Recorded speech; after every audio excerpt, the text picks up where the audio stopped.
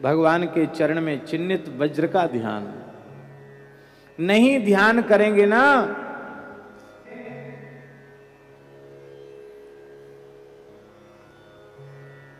तो पाप रूपी पर्वत नष्ट नहीं होगा, और पाप नष्ट नहीं होंगे तो कोई साधन आप ठीक से कर ही नहीं पाओगे। तुलसी पूर्व पापते हरि चर्चा न सुहाए। पाप जब प्रबल होते हैं तो कथा में नींद आती है।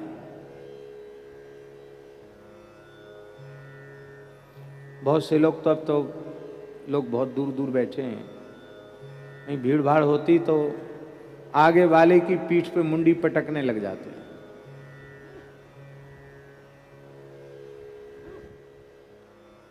जप में मन नहीं लगेगा, कथा सुनने में मन नहीं लगेगा, कीर्तन में मन नहीं लगेगा, श्रद्धा ही उत्पन्न नहीं होगी, विश्वास ही नहीं जगेगा। स्वल्प पुण्यवताम राजन विश्वासो नहीं विजाए थे। इसलिए साधक के अंतःकरण में स्थित अनंत जन्मों के पाप रूपी पर्वतों को विदीर्ण होना जरूरी है। तो वो विदीर्ण तब होंगे जब भगवान के चरण में जो वज्र का चिन्ह है उसका हम ध्यान करें।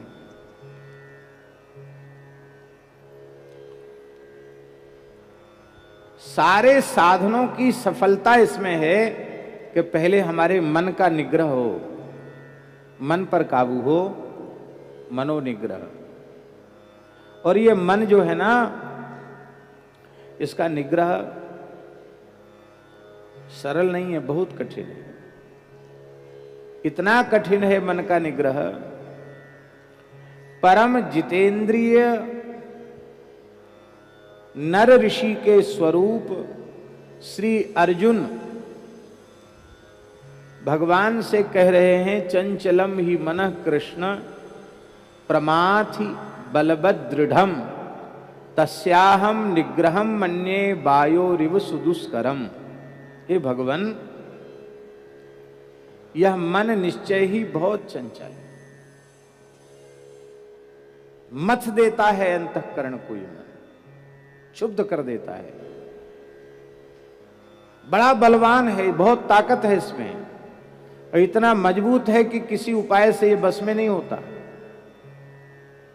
हमको तो ऐसा लगता है कि जैसे वायु को मुट्ठी में बंद करना कठिन है, ऐसी मन का निग्रह बहुत कठिन है। अर्जुन ने इस प्रश्न को बहुत महत्व दिया। भगवान को कम से कम एक अध्याय पूरा बोलना चाहिए था इसके ऊपर, पर भगवान ने एक अध्याय की क्या चले, भगवान ने एक श्लोक भी नहीं बोला, आधा श्लोक। अभ्यासेन तो कौन्तेय वैराग्येण च गृह्यते। दो चीजें बताई भगवान, अभ्यास और वैराग्य। इसी को पातंजल योग सूत्र में कहा गया, अभ्यास वैराग्याभ्याम तन्निरोधा। अभ्यास और वैराग्य से मन का निरोध हो जाता है। अभ्यास क्या है? व्याकरण शास्त्र में अभ्यास संज्ञा किसकी होती है? एक ही शब्द को जो बार बार उच्चारण किया जाता है उसको अभ्यास कहते हैं। पूर्वोभ्यासः, इसका अर्थ है निरंतर श्री नाम जप को श्री ठाकुर जी ने अभ्यास माना है। और वैराग्य, ये दो चीजें हैं, अभ्यास और वैराग्य, इससे मन का निग्रह हो जाता है।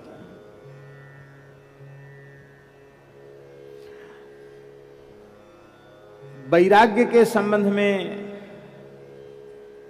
दास की समझ में जो आया है वो ये है कि अपने को कभी वैराग्यवान न समझे। कई बार हम लोगों को बड़ा भारी भ्रम हो जाता है कि अरे हमारे में बड़ा वैराग्य है, हमने घर छोड़ दिया, यूं कर दिया, त्यों कर दिया।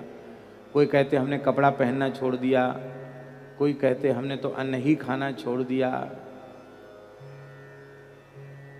अरे भैया, कपड़ा पहन लिया तो कौन सा बड़ा काम, कपड़ा नहीं पहना तो कौन सा बड़ा काम हो गया भाई? 84 लाख योनियों में कपड़ा पहनने वाले लोग कितने हैं? बहुमत के धारे बताओ। कपड़ा पहनने वालों में बहुमत है कि बिना कपड़ा पहनने वालों में बहुमत है? सुअर, कुत्ता, गधा, घोड़ा, कीट, पतंग, पशु, पक्षी, कोई कपड़ा पहनता है? अब तुमने नहीं पहना तो क्या वो हो गया कपड़ा न पहनने से? अरे भाई वो तो पानी में ही खड़े रहते हैं, मछली कछुआ तो दिनों रात पानी में ही रहते हैं, बाहर निकलते नहीं। वो तो कभी ना कभी निकलता तो होगा ना बाहर, क्या हो गया? और ये महाराज गुफा में रहते हैं, बड़े बड़े शेर भी गुफाओं में रहते, जंगलों में, और चूहा तो हमेशा गुफा में ही रहता है, बिल उसकी गुफा ही तो है, क्या होगा? अरे हमने अन्न छोड़ दिया, फलाहार करते हैं। तमाम पक्षी ऐसे हैं जो फलाहारी करते हैं, तोता फलाहारी है, क्या हो गया फलाहार करने से? हम सारे शरीर में धूल मिट्टी लगा लेते हैं या राख लगा लेते हैं। गधा खूब नहावे गंगा जमुना में, बाद में बाहर निकल के हेंचू हेंचू करके लोट करके सब घूर में लौटता है गधा। हाँ, धूल मिट्टी सब शरीर में लगा लेता है, क्या हो गया भाई लगा लेने से?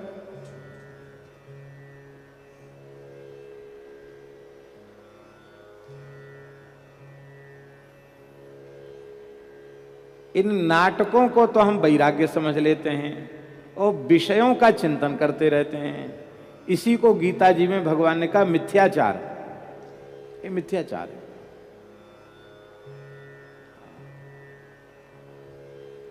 अपने वैराग्य से कभी संतुष्ट नहीं रहना, सदा अपने में वैराग्य की कमी का अनुभव करते रहना, इससे वैराग्य बढ़ता है।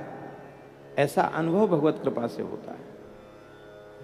हमेशा अपने वैराग्य से कभी संतुष्ट मत रहो, असंतुष्ट रहो, बढ़ेगा।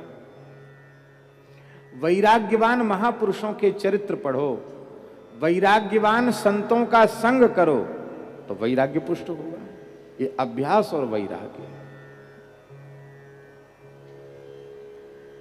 हमारे ब्रज की महान निधि परम पूज्य प्रातः स्मरणीय श्री पंडित जी महाराज, गिरिराज जी वारे पंडित जी बाबा,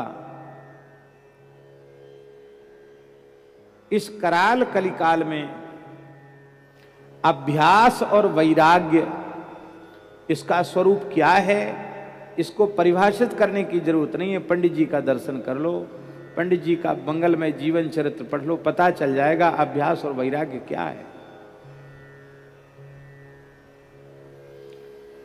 तो मूल बात इतनी सी है कि मन का निग्रह बहुत कठिन है।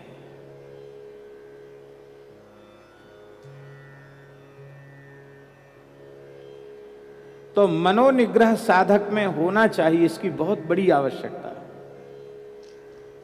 और मनोनिग्रह के कई साधन हैं।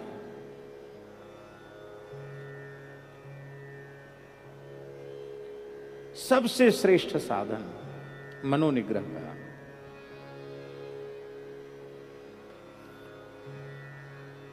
भगवान के चरण कमलों का ध्यान और उस चरण में अंकित अंकुश चिन्ह का ध्यान। क्योंकि मन जो है ना, मन मतवाले हाथी के समान है, पागल हाथी के समान है, और पागल हाथी भी अंकुश के बस में हो जाता है। तो मन रूपी मतवाले गजेंद्र को बस में करने के लिए भगवान ने अपने चरणों में अंकुश चिन्ह को धारण किया है। मन है मतंग मतवारो हाथ आवे नाही, उसी के निग्रह के लिए अंकुश चरण में धारण किया गया है। राम कृष्ण की प्यारी गैया सारे जग की माता है।